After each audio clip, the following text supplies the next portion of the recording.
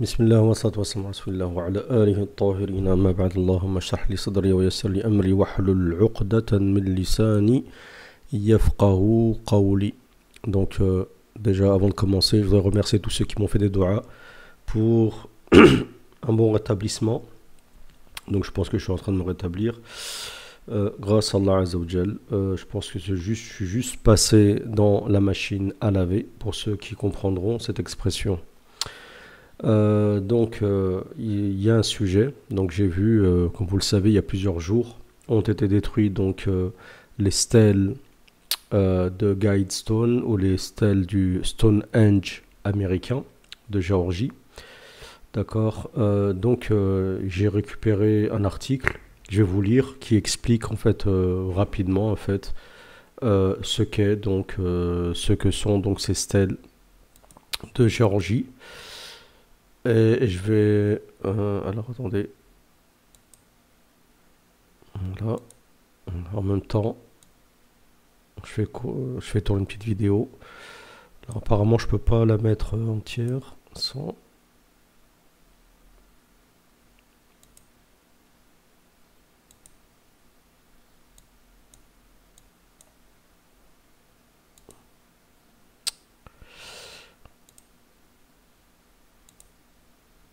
Bon, apparemment, c'est impossible de faire le plein écran avec le PDF. On verra ça plus tard. Les Georgia Guidestone, donc appelé aussi le Stonehenge américain, était un monument, donc granit, donc composé de granit, érigé le 22 mars 1980 par Elberton en Géorgie, aux États-Unis, et détruit le 6 juillet 2022. Donc elles ont quand même tenu 42 ans, c'est pas rien. Elle a été construite par la firme Elberton Granite Finishing Company sur commande d'un anonyme s'étant présenté sous le nom de R.C.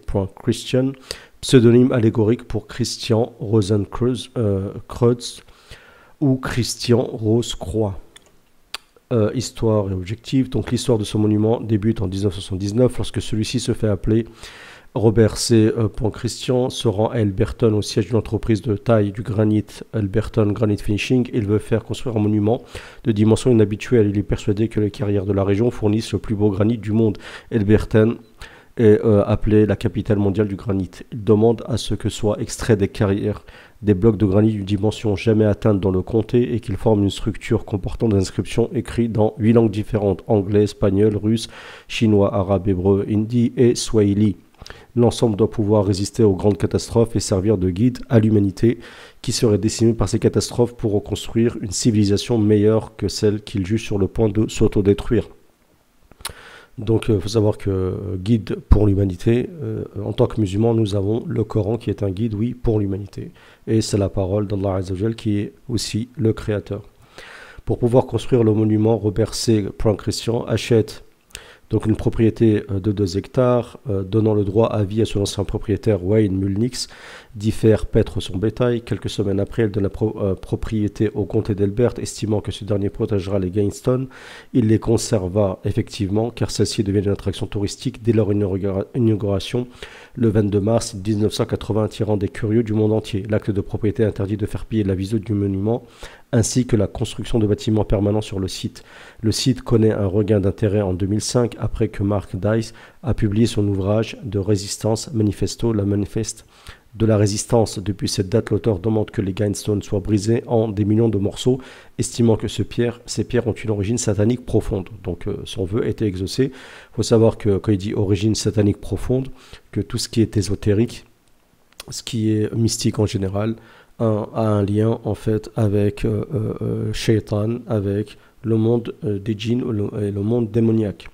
Les pierres ont fait l'objet de nombreuses hypothèses, notamment par Jay Weidner, animateur radio de Seattle, ayant beaucoup travaillé sur le sujet, et produit l'une des hypothèses les plus populaires sur les commanditaires du monument, qui pourraient être selon lui les Rosicruciens. Donc c'est ça, Rose-Croix, membre d'un ordre mystique paru en Allemagne au XVe siècle et qui aurait prétendu posséder des connaissances ésotériques échappant au commun des mortels. Donc là on est l'ésotérisme satanique. Le monument a été construit dans la région américaine dite du Bible Belt dans laquelle vivent de nombreux fondamentalistes chrétiens. Il suscite des réactions très diverses. Ses admirateurs, dont Yoko Ono, y voient un appel au rationalisme, tandis que ses détracteurs pensent qu'il s'agit des commandements de l'Antéchrist, rien que ça. Le monument fait l'objet de nombreuses théories du complot. La construction du bâtiment aurait été ordonnée par la société Elberton Granite Fishing elle-même, afin de faire la publicité pour la principale activité de la ville. Le matin 6 juillet 2022, donc il n'y a pas longtemps, l'un des piliers du monument est fortement endommagé par un engin explosif, donc ça n'a pas résisté. Plus tard dans la journée, les autorités ont démoli les parties restantes de la structure pour des raisons de sécurité. On va voir comment ça a été détruit. Donc je pense que c'est là.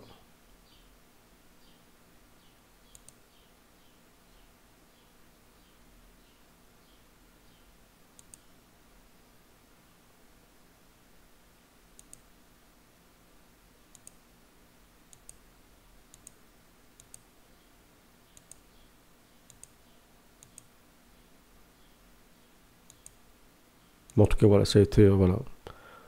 Bon, ils les ont détruits, ils ont détruit ces blocs entièrement.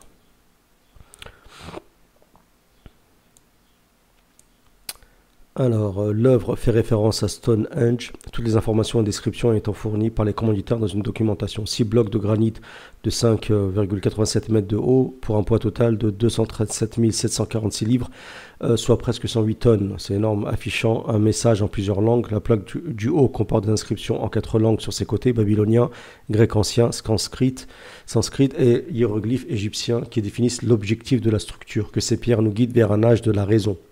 Donc quand il dit vers un âge de la raison, à savoir donc la raison humaine, mais en réalité la raison satanique qui veut que l'humanité s'éloigne des commandements divins. En vérité c'est ça, d'accord? C'est pas dit nommément, en réalité c'est ça, d'accord? Même ce que l'humain pense être voué à son sort, pense décider de son sort et décider lui-même et de fixer des lois sur terre, en fait c'est pas lui qui les fixe, c'est derrière il y a Satan, obligatoirement. Si on, comme Dieu dit, il n'y a derrière, après la vérité, que les ténèbres. Un trou dans la pierre horizontale du haut donne la date à midi. Un trou montre l'étoile polaire dans la colonne centrale. Donc ici, ils sont beaucoup inspirés aussi, non seulement de la civilisation du Stone Age, mais aussi de la civilisation de l'Égypte antique. La plaque sur le sol donne les explications uniquement en anglais avec des références astronomiques et promet une capsule temporelle enterrée. Il faut savoir que cette capsule temporelle enterrée à ouvrir sans date précise n'a pas été retrouvée. Aux équinoxes et au solstice, on peut voir le soleil se lever dans la fente de la colonne centrale. Maintenez, ça c'est les commandements qui avaient inscrits en plusieurs langues, même en arabe. Donc maintenez l'humanité en dessous de 500 millions d'individus en perpétuel équilibre avec la nature. Donc ça veut dire que on va vers les 8 milliards, donc il faudrait décimer 7,5 milliards d'individus, je ne sais pas comment. Même avec une guerre nucléaire, je pense que ce ne serait pas suffisant. Ce serait pratiquement impossible de décimer 7,5 milliards et d'en préserver un demi-milliard. Guider judicieusement la reproduction afin d'améliorer la forme physique et la diversité, d'accord? Donc là, on est dans l'eugénisme, on décide en fait des races, on décide des mélanges, des mixités. On est vraiment dans la pensée du nouvel ordre mondial, bon, quel qu'il soit. Vous avez le nouvel ordre mondial à la forme, à la sauce atlantiste, et le nouvel ordre mondial maintenant futur à la sauce eurasiste, qui est celle de l'antéchrist. Donc il y a aussi l'eugénisme, la reproduction, faut avoir des capacités, il faut être capable d'être très productif sur le plan économique, énergétique, ainsi de suite. Si vous êtes un individu qui ne fournit aucun rendement dans cette société, vous êtes écarté, d'accord? Ça nous fait penser aussi au comportement d'Hitler avec les handicapés, ça fait froid dans le dos. Unissez l'humanité grâce à une nouvelle langue mondiale, ça nous fait penser tout simplement à la pensée némrodienne. Donc Nemrod, lorsqu'il a construit la tour de Babel, il a voulu que son peuple donc se rebelle contre Dieu, et ils ont donc voulu comploter contre Dieu en parlant d'une seule langue commune, comme c'est dit dans la Bible, d'accord? Et Dieu les a donc séparés en peuple et en langue, afin qu'ils ne complotent plus contre Dieu, comme c'est dit encore une fois dans la Bible. Donc il faut savoir que les adeptes d'une nouvelle ordre mondiale, qui ne sont autres que les magogues, en fait, ceux qui sont Majoujin, qui suivent le nouvel ordre mondial, qui sont les suppôts, qui sont atteints par divers mots à travers divers biais, d'accord? Donc la turpitude, la musique, on les abrutit, l'alimentation, la malbouffe. Après, il y a d'autres choses qu'on peut pas, je ne peux pas citer dans la vidéo, mais que vous connaissez. Ainsi de suite, peut-être aussi l'influence des ondes, et j'en passe, aussi l'influence démoniaque, bien sûr. Il faut savoir aussi que les suppôts de ce nouvel mondial peuvent discuter d'une même langue, d'accord, avec un langage qu'ils connaissent eux, d'accord, un langage commun, avec certains mots que eux ils disent, qui sont véhiculés dans des films, dans des musiques, dans la rue, ainsi de suite, d'accord. Ou quand on dit une nouvelle langue aussi, c'est un langage. Un même langage, ça veut dire c'est pas le même langage que vous, c'est pas un langage intelligent, c'est pas un langage intelligible, c'est pas un langage où il y a de la religion, où il y a de la morale, ainsi de suite. Et en plus, cette interconnexion, elle est favorisée non seulement par des ondes, mais aussi par les démons, tout simplement, par le, comment dire, par les démons, tout simplement. Et ça rejoint ma thèse sur Gog et Magog. Traiter de la passion, de la foi, de la tradition et de toutes les choses avec modération. Donc ça veut dire que on n'est pas contre les religions, ainsi de suite, mais en aucun cas Dieu est au-dessus de l'angle de la pierre angulaire, au-dessus de la pyramide, pour ceux qui comprendront ce que je dis. Protéger les personnes, c'est pour ça que dans des loges francs-maçons, vous pouvez être juif, chrétien, musulman, ce que vous voulez, mais à condition que vous adorez le grand architecte, qui n'est pas Allah Azza wa Jal. Protéger les personnes et les nations avec des lois et des tribunaux équitables, d'accord, donc ça veut dire que l'équité dans les tribunaux c'est une bonne chose, mais je ne vois pas comment un tribunal peut être équitable s'il ne juge pas avec la loi divine, car seul Dieu connaît dans l'absolu ce qui est bon pour l'humanité et ce qui est néfaste pour elle. Laisser toutes les nations gouverner leurs affaires intérieures et régler les conflits extérieurs devant un tribunal mondial. D'accord, donc encore une fois, on a cette idée de gouvernement mondial avec un tribunal mondial pour les affaires qui concernent les conflits extérieurs. Éviter les lois mesquines et les fonctionnaires inutiles. Là aussi, fonctionnaires inutiles nous fait penser donc à tous ceux qui ne sont pas, dans le sens qui ne sont pas assez productifs peut-être.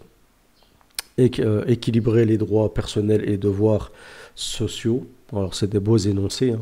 Faites primer la vérité, la beauté, l'amour, en recherchant l'harmonie avec l'infini. Bon, qu'est-ce que la vérité, si ce n'est la vérité de la religion, la vérité divine? Moi je ne connais pas d'autre vérité. La beauté, voilà, moi je pense que c'est des énoncés, mais sur le terrain on se rend compte que tous ces élites, d'accord, qui prêchent, que ce soit les Roses Croisées, que ce soit certains de los francs-maçons, ainsi de suite, que ce soit des élites à travers le monde, de ceux qui prêchent ce genre de slogan, on voit que dans la réalité, c'est tout le contraire. Ceux qui propagent la corruption sur Terre, ceux qui propagent la misère sur Terre, ceux qui propagent les guerres sur Terre, ce sont bien ces gens-là qui vous sortiront ces mêmes slogans. Ne soyez pas un cancer pour la Terre, laissez de la place à la nature. Bien sûr, donc ceux qui sont en train de favoriser le changement climatique, la destruction de la Terre, ils sont connus, on sait c'est qui, ce sont ces grands industriels qui vont couper du bois à tout bout de champ en Amazonie, qui est l'un des poumons de notre Terre, ainsi de suite. Il y a beaucoup de choses, énormément de choses à dire, d'accord, avec l'exploitation de minerais à outrance, avec ainsi de suite, beaucoup de choses, le gaz de schiste et j'en passe. Il y aurait énormément de choses à dire. Donc je pense qu'on n'a pas de leçon de ce côté-là à nous donner. Donc c'est une bonne chose, je pense, que ces stèles soient détruites, même si moi personnellement, voilà, c'est pas un truc que j'aurais fait, j'y aurais accordé aucune importance.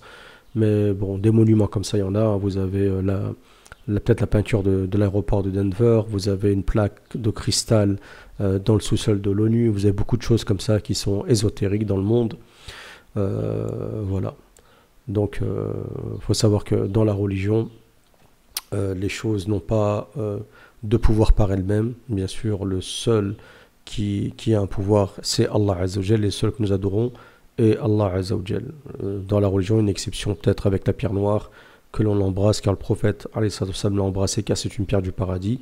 Et je pense qu'il y a peut-être un effet bénéfique à embrasser une pierre qui était descendue du paradis, qui est sûrement descendue avec Adam. Et c'est pour ça qu'Omar a dit, je sais que tu es une pierre qui ni elle nuit, ni elle n'est bénéfique. Et si c'est le fait que j'ai vu le prophète embrasser, je ne t'aurais jamais embrassé. Donc voilà la relation que nous avons, nous, avec les murs, avec les pierres, avec les objets. C'est pour ça que dans la religion, l'islam a été très dur vis-à-vis du fait de porter, par exemple, une bague en cuivre, par exemple, ou de porter un signe distinctif, ainsi de suite, en pensant que ça aurait peut-être un effet sur la personne, ça peut être une pierre ou autre, car seul Allah Azzawajal est celui qui a un pouvoir donc sur l'humain et sur l'humanité. Donc voilà ce que je pense donc de ces mystérieuses, comme on dit, pierres donc de Géorgie. Donc j'espère que cette vidéo vous a plu. Si c'est le cas, n'hésitez pas à réagir, à mettre un j'aime dans la vidéo, de partager la vidéo, de vous abonner si vous n'êtes pas abonné à la chaîne. Et Inch'Allah, dans quelques jours peut-être, j'essaierai d'analyser un peu le sondage concernant donc la hijra, que ce soit une hijra économique, religieuse ou autre, avec le sondage et deux sondages que j'ai fait donc sur ma chaîne. Donc il y a bien deux sondages distincts. Donc vous pouvez bien lire ce qui est marqué dans l'énoncé. Souvent vous ne lisez pas ce qui est dit, même dans la description de vidéo. Vous me dites pourquoi frère t'as pas fait telle chose, pourquoi tu dis telle chose. Donc lisez bien, prenez votre temps. Même des fois quand je dis des choses dans des vidéos, venez pas me sauter dessus dans les commentaires en pensant avoir trouvé l'erreur qui vous procurerait une certaine satisfaction. Alors que je vous dis d'avance, bien sûr que je me trompe et je vais me tromper et je me vais me tromper dans le futur, c'est tout à fait normal. Car je ne suis pas un prophète et je ne reçois pas, je n'ai pas la révélation, d'accord? Que ce soit bien clair, mais si vous considérez que j'ai fait une erreur, faites en sorte d'être sûr, d'accord, que ce soit une erreur, en plus qui est préméditée, et ne sortez pas une phrase de son contexte. Donc je vous remercie pour votre écoute, subhanakallahumma wa bihamdik, ashhadu an la ilaha illa ant. Astaghfiruka wa atubu ilayk. N'hésitez pas à réagir dans les commentaires.